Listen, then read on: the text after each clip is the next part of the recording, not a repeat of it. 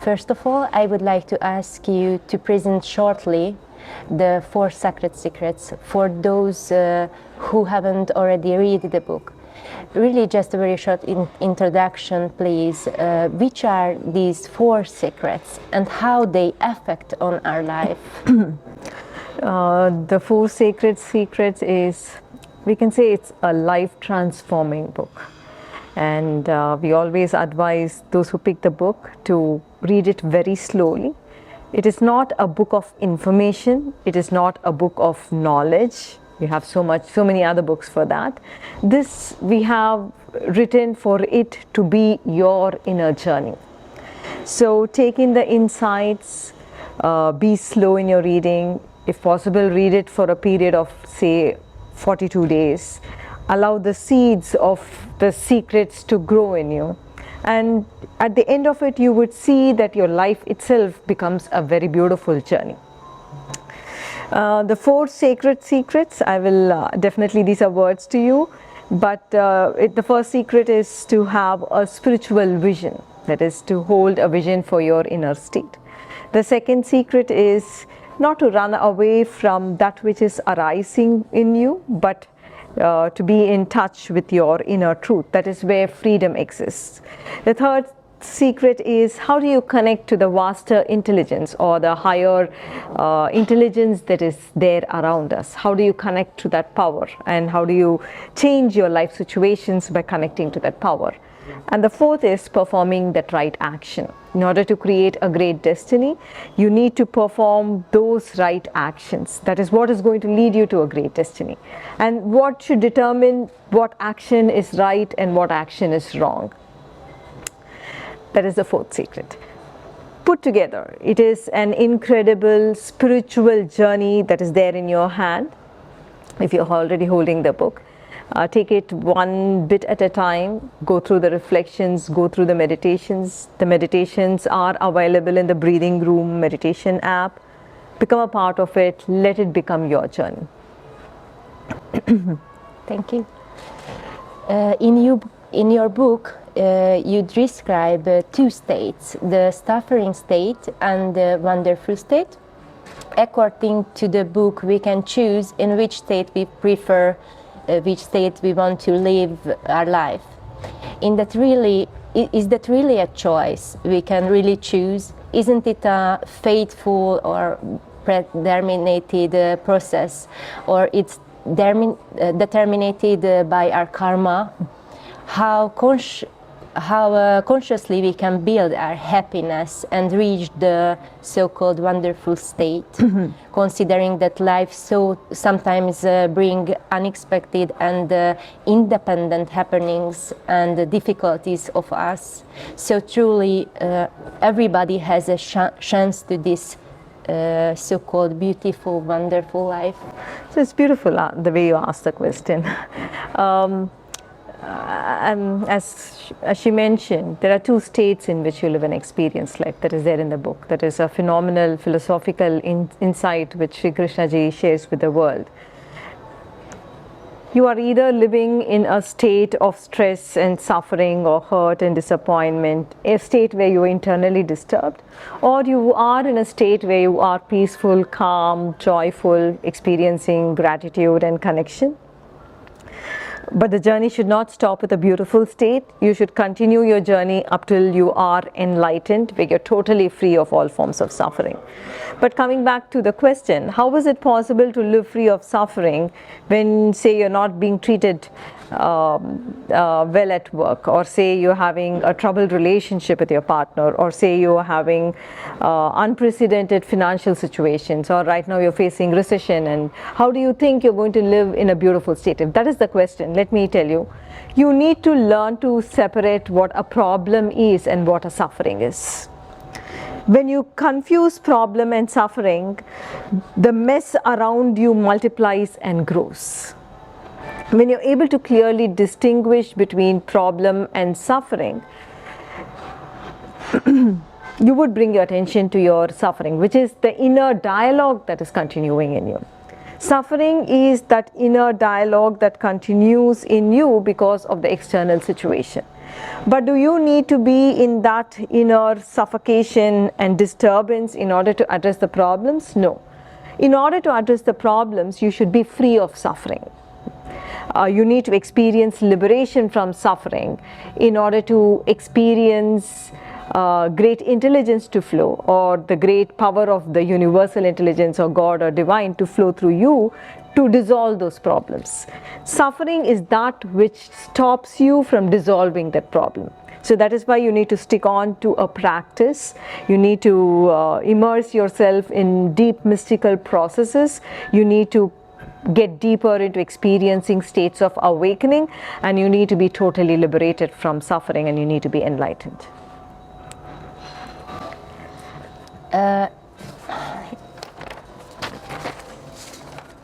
According to the book, the main reason of our unhappiness is the self-centered way of thinking. In your opinion, how much the modern lifestyle influence this egoist way of thinking?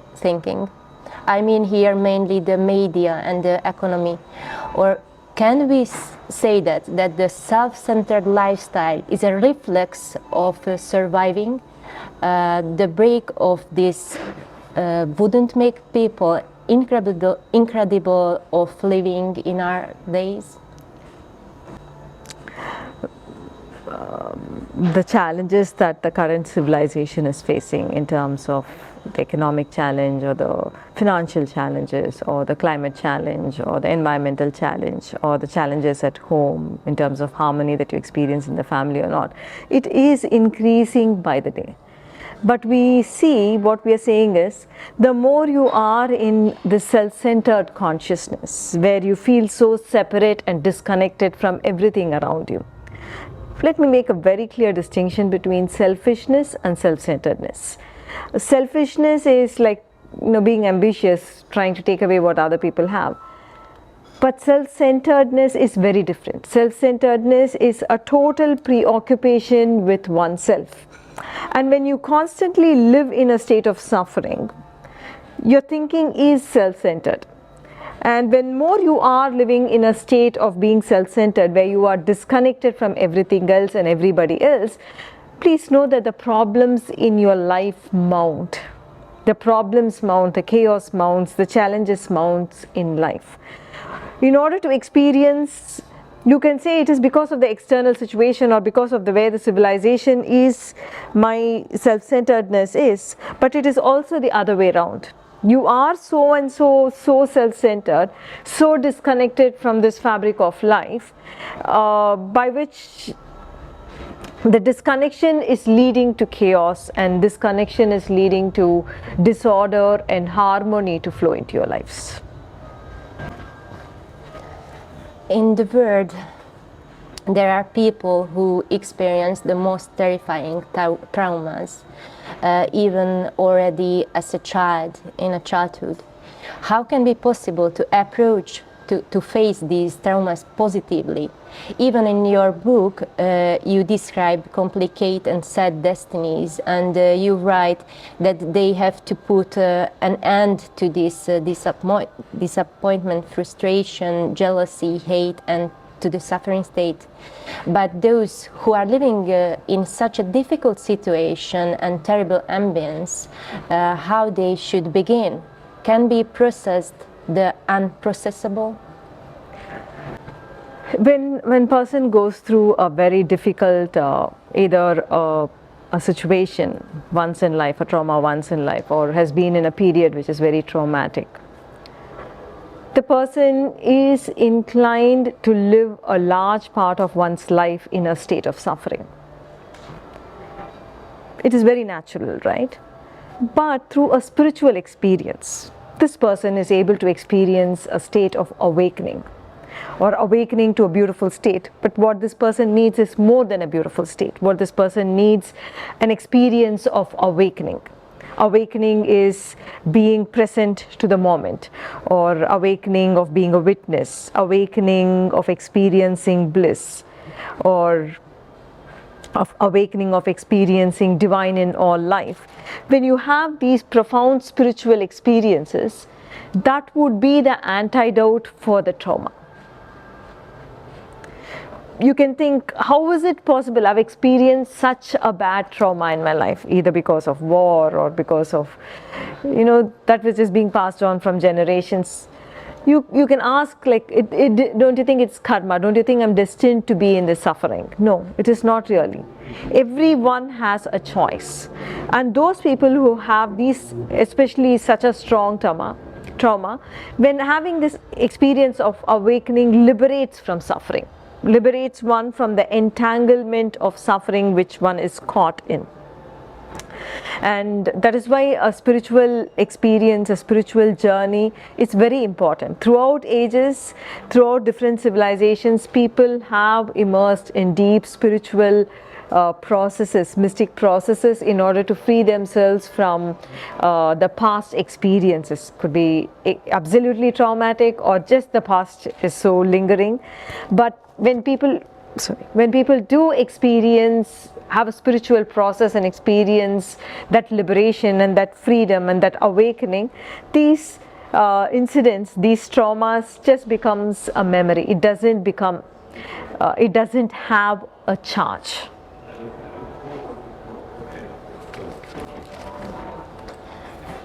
In your book, you write that the more we are conscious, the more often the universe will help for you. Here you mean our attitude or the efforts?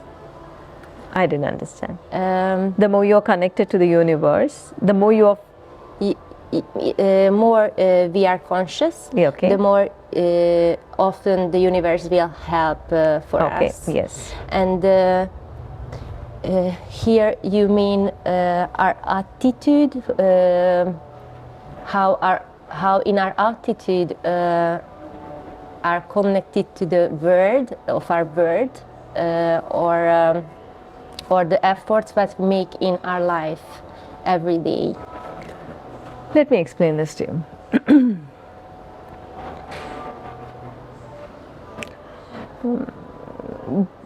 The inner connection that we're talking about, connecting to the divine, is the experience of the divine.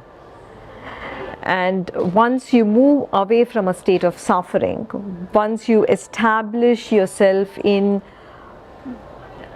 a no suffering state, that is when you can truly connect. Because a state of suffering is separation driven.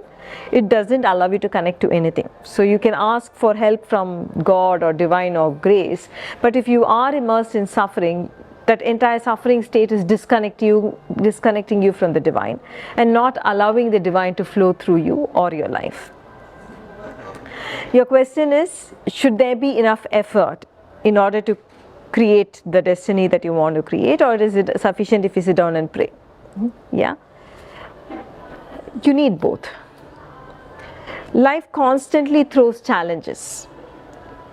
Constantly you put in your effort to reach destiny A, but you see that life is taking you on a totally different track and getting you to destination Z, not A. That is why your state is very important. In order to get the support of the universe, we live in an interconnected world. We live in a world which is filled with intelligence, and this intelligence responds to us, and that is what we call as divine or God or universal intelligence. And in order to have the divine respond to us, you need to live in a state, in a beautiful state. In a beautiful state, you would see your problems are like getting minimized, the obstacles are dissolving. You could be fighting with it for several years in a horrible inner state, in fear or greed. But the moment you move from that suffering state in order and experience an inner calm or peace, doing a practice, immersing in spirituality, then you would see the life situations change. What we have noticed is we lead people through a deep spiritual processes, the monthly processes called the manifest, that happens online. That is, people from different parts of the world join with translations in order to be part of the manifest. When they go into the manifest process, it's a spiritual journey. It's a 3-hour process. You do it from home. You just join online. And when you immerse in those processes, you awaken to beautiful states, particular beautiful states, resulting in that one particular dimension of your life to be fulfilled. That is, the last one was a karmic cleanse that happened for achievement. There would be generational healing that would happen for you to be a better parent, or Manunmaya Kosha cleanse for discovering greater harmony in family. So there are 12 different dimensions of life that gets covered in a manifest. And as you awaken to a particular state of consciousness, there is a particular input that you receive from the universe. The more you are in a suffering state, that kind of input is what you receive from the universe. More obstacles, more problems, you feel you're going 2 steps ahead, getting back 3 steps back. That is life. In order to truly progress in life, definitely we need planning, we need strategies, we need to put action in. But what is the foundation is your state. You cannot have a wrong state, you cannot live in a wrong suffering state and believe that your actions and your plan and your strategy is going to materialize the destiny that you want to. Thank you. In your opinion, why people stick to the emotions causing stress or insist on yeah, I understand this. Most people I meet, doesn't matter which race, which culture, which religion, which language you speak, are addicted to stress. Why? It is a part of an evolutionary tendency of the brain, we can say. But I have seen people who live free of that stress, who are able to actually achieve. Because only when you're free of stress, you can think. Only if you're free of stress, you can connect. Only if you're free of stress, you can perform those right actions. When you are in a stressful state, it is an inner clutter, an inner noise, not allowing you to connect to life as it is, and then performing wrong actions and complicating the entire situation. Though it is an evolutionary tendency of the brain to be habituated to negative emotions, your brain is also incredibly remembers those powerful states of awakening. Your brain remembers those states if you experience states of oneness, states of bliss, states of immense love. When you experience those states, this tendency of the brain to be attached to something negative, to live in fear, disappears. That is when you're truly living.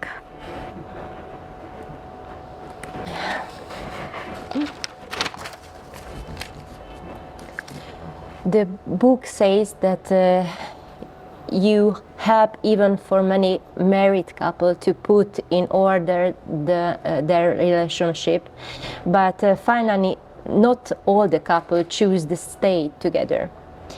What is your opinion on divorce? What can be the reason that couples are divorcing in an increasing number? What is causing that we are not able to live happily together? Or is this a crisis of taking responsibility in our world, or just a crisis of commitment? Are humans coded in their instincts in such a way to live their lives only with one person? Aren't monogamy and procreative compulsion we have in us contradictory?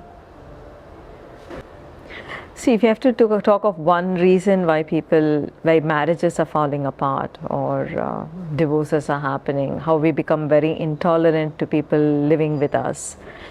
If you have to talk about one reason why it is happening, it is your suffering state. the more people are getting used to staying in suffering. They don't know what it is to connect. Why do you get married, or why you're in your relationship? So that you can connect. You can experience that euphoria of 12 different regions of your brain lighting up when you experience connection.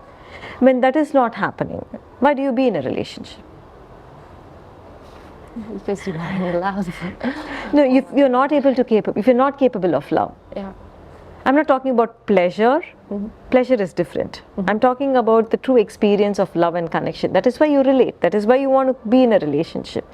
But if you are a defective piece, not capable of experiencing love, not capable of giving love, not capable of connecting, then why do you be in that relationship at all? Not necessary, right? That's why more marriages are falling apart, because they are searching for something. The search is that experience of true love and connection, and then the discovery is, oh no, each one is living independently. It is not as one being. It's independent lives, independent suffering, independent involvement with oneself, constantly experiencing disconnection. That is why they lose value on relationship itself. And my take on divorce, if it is not possible to live with somebody, you're getting physically abused, mentally abused, and if you feel practically it is not going to be possible, I would say go ahead and get separated. I'm not going to say you have to live under the same roof, but I would definitely say separate once you are free of your hurt, free of your disappointment, and free of your anger. Because people make decisions in these suffering states. People, when they are angry, they decide to separate. It is possible to dissolve that anger and then decide whether you want to be with this person or not be with this person. You'll have greater clarity into your life. Many people jump in anger, decide to separate, in fear, decide to sell. All these suffering states is going to create different trajectories in your life, and then it is more complicated. Life becomes more complicated than what you assume it can be.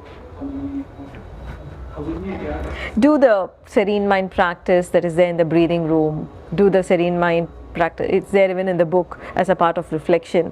Immerse in it as many times. Dissolve your suffering as it arises. If the situation is causing you suffering, the serene mind practice would help.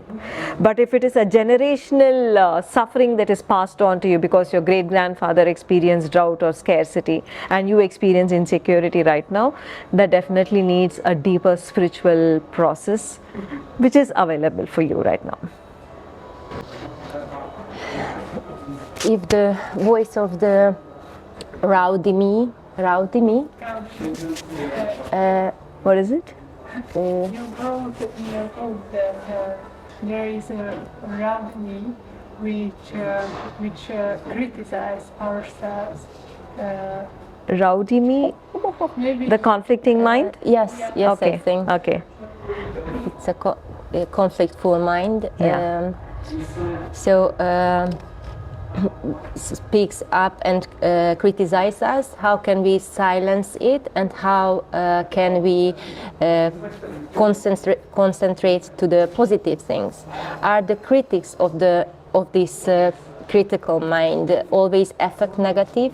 Just because many people say that self-criticism sometimes can be constructive and can help the development of the personality. See, if you look at yourself and look at the mirror and say, okay, you're putting on weight,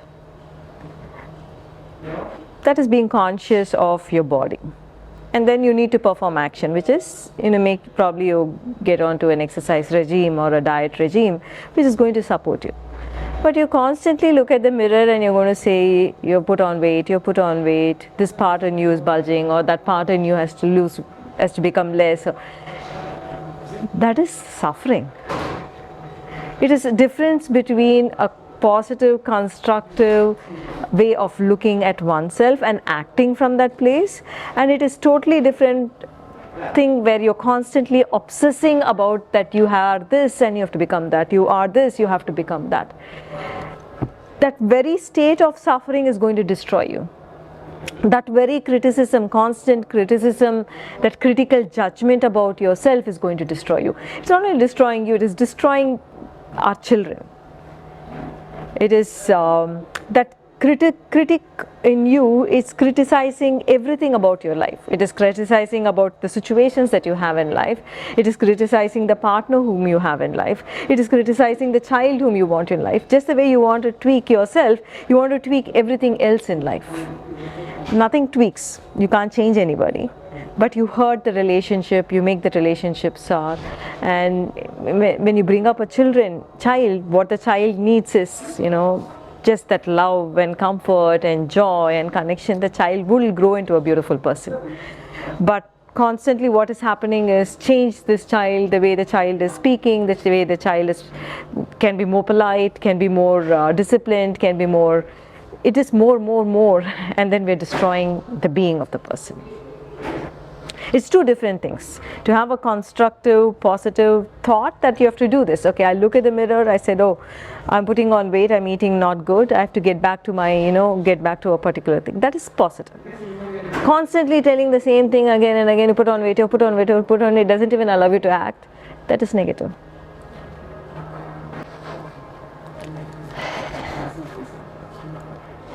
According to this book, the practice of the intern truth is not a guarantee that we will not fall back to the suffering state. What kind of feedback did the participants in your courses give you? How long did they manage to avoid a relapse? Can they resolve their difficulties more easily? Are there any students who, despite many efforts, couldn't change their life and the way of thinking? If yes, in your opinion, what is behind it? What do you suggest to them? What couldn't they learn? Why could in terms of their suffering relapsing, suffering does come back. Especially in the first level or the first courses. We have a very deep enlightenment process, a journey called tapas, which is a 4-week journey. And that happens only in India. When people go through that journey, the way they're able to experience and see that suffering arises is so crystal clear that suffering does not grow. But people who have done the smaller courses, like the 4-day course, or people, they see a large part of the silencing of the mind happening. The experience of life before the course and after the course, they can see it as black and white. Not only that, we've heard of miracles, right? They get flooded with miracles. Miracles happens in their body, at the realm of the body. Miracles happens in their life. Miracles happens in their relationship. Because when you are in such an awakened state, you become a co-creator with the universal intelligence. Your desire, the desire and reality, it manifests. But even in that stage, it is a powerful state of awakening that happens. And it is possible that suffering can come. But you have the experience of awakening. You have those states, which is not my words. It is your experience. You know to live in the present moment. You know that there is a different reality beyond the mind. And you also are left with the tools and the experience for you to walk out of suffering as they arise. You're not engulfed in suffering. You're not like us. You do not bury yourself in suffering.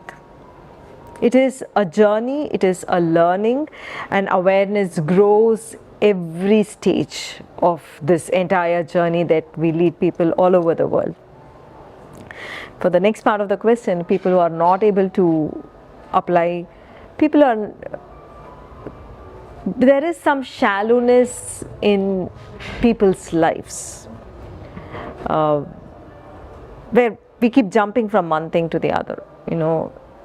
You do this job, and I say, no, I don't like this now, I want to do something else. Or you're in this relationship, I don't like this person, I want to try something else, somebody else. There is a shallowness that has emerged in this civilization.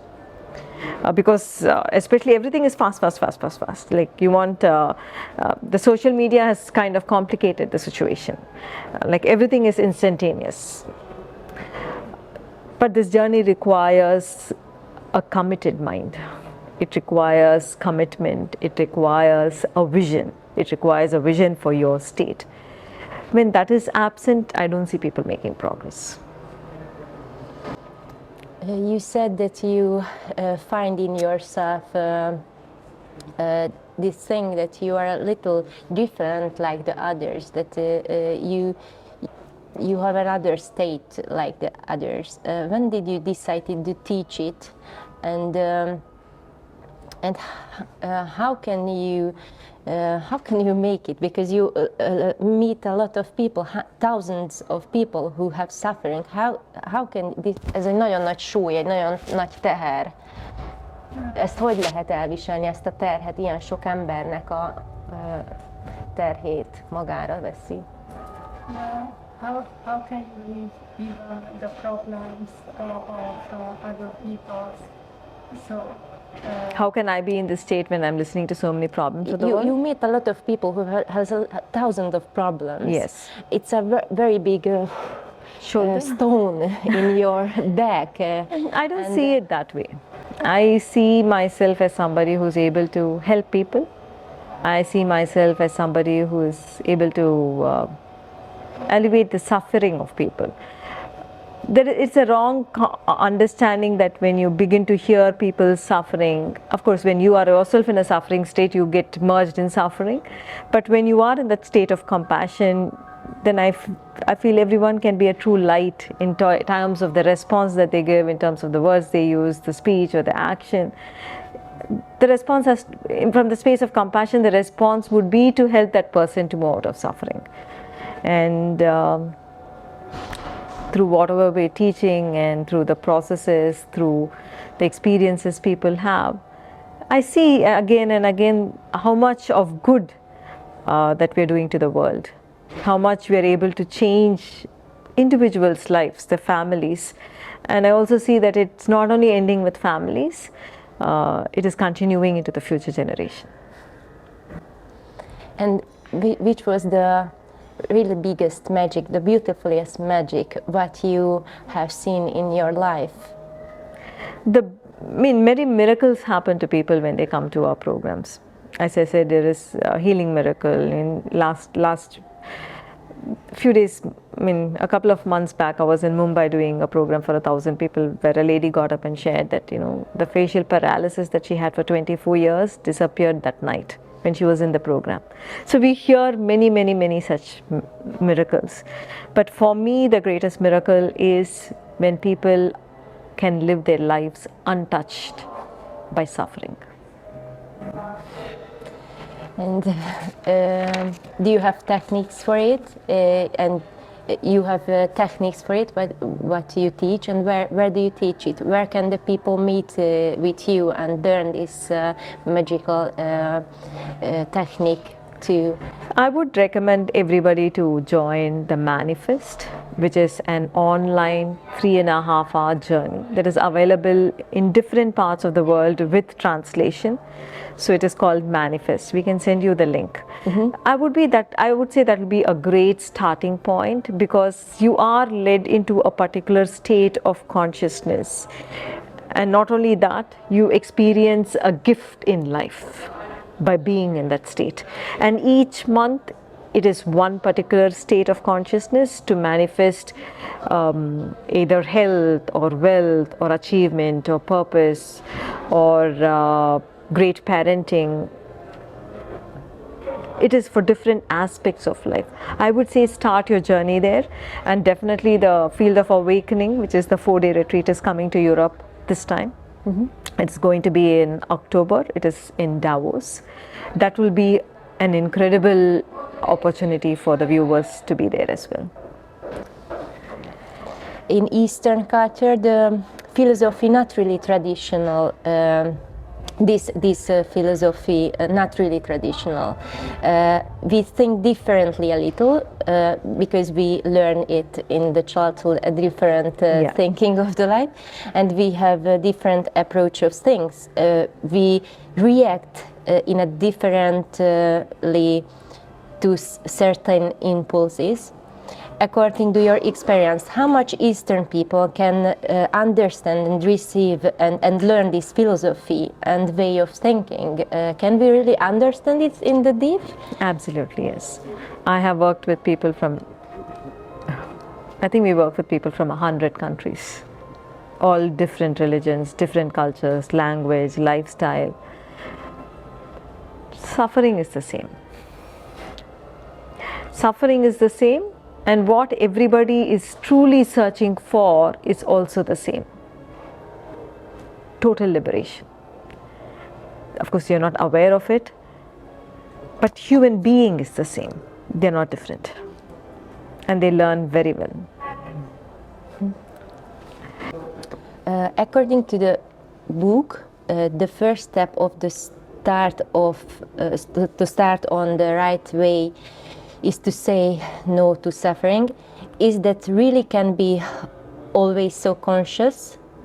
Some of people are quite impulsive and react emotionally, but at least not always so easy to abstract from the external factors. When you have a vision for your inner state, when a challenge arises, you move into suffering. When a challenge arises, somebody speaks ill of you, you go get into feeling bad or hurt or disappointed.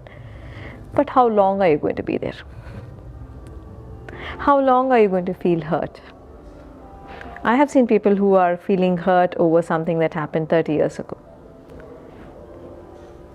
The tendency of the mind to go back to that hurt, relive that hurt, strengthen that hurt, create the neural connections in your brain that will be in hurt, and then easy it is for you next time if something small changes, you get back to hurt. That is the tendency, that is the larger part of it. But how do you want to live life is your decision. If you have the vision, then you would at least bring attention to the hurt to dissolve it. If you don't have the vision, which nobody, our culture, our civilizations, our schools, our society has not taught us to be free of suffering. If you continue to live in that hurt, more problems will emerge for you to be in that hurt. That is life. It is a vicious loop. How do you break that vicious loop is bringing attention to your suffering, using a spiritual practice, dissolve it, move to a place of calm. When you separate problem and suffering, then you will have a greater understanding of what suffering is and where you should stop it, not allow it to grow. In your book, you write that the myth of the suffering artist is not totally correct, because it's possible that if they wouldn't have been suffering so much, perhaps they could create more and better artworks. But however, would some masterpiece have been created? For example, Picasso. What do we know what Picasso would have created if he was not in suffering? It is a very wrong understanding that suffering is going to lead to greatness. Liberation from suffering, yes, when you experience that freedom, that when you're tied by suffering, knotted by suffering, and that is gone, when the ropes break open and you experience that freedom, in that freedom, yes, you experience a great surge of creativity, you experience brilliance. That's why I say you find solutions to problems. You are able to create greater relationship, you are able to nurture love, you are able to bring up or sculpt a beautiful child in front of you. All that happens when you're free from suffering. We never know what Picasso would have created if he was free from suffering. Would be nice for them to have 3 things. One is the book. 2 is the link of the breathing room, which is there in the book, but you can still kind of do. 3rd is the manifest, because these 3 are available in their homes. That is, they don't need to travel. For the deeper journey, they need to travel to Davos or get to India, but at least they can begin their journey there. Okay. We can send you all the 3 links of the breathing room, this and that. Okay. And at the end, over what you write in the book, what would you suggest to the Hungarian readers if it turns, or the other readers, if it turns out that you have only one message left for the people what would it be at the last?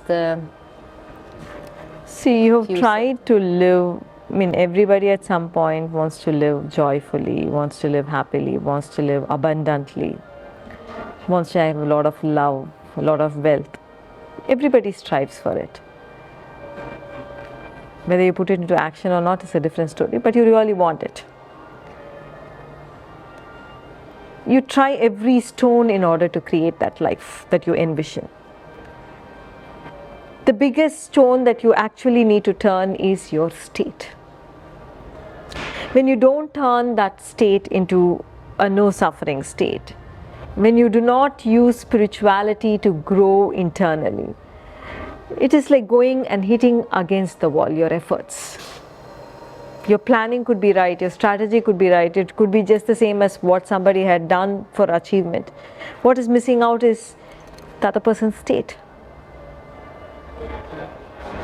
You can achieve great things, you can find great love, you can create a great destiny if you live in a no suffering state. At least start with a beautiful state. I'm not talking about enlightenment to everybody who's starting. Those who are passionate seekers, yes, enlightened state is our vision. But start with a beautiful state at least. Then you would see things happening. Then you would see that life is not a struggle. You change your songs about life. Thank you very much. Wonderful. Nice. Nice to see you all and be with you. Yes. Thank you very much.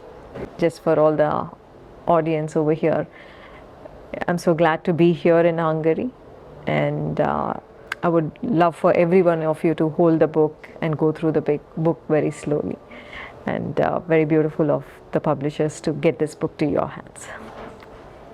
Namaste.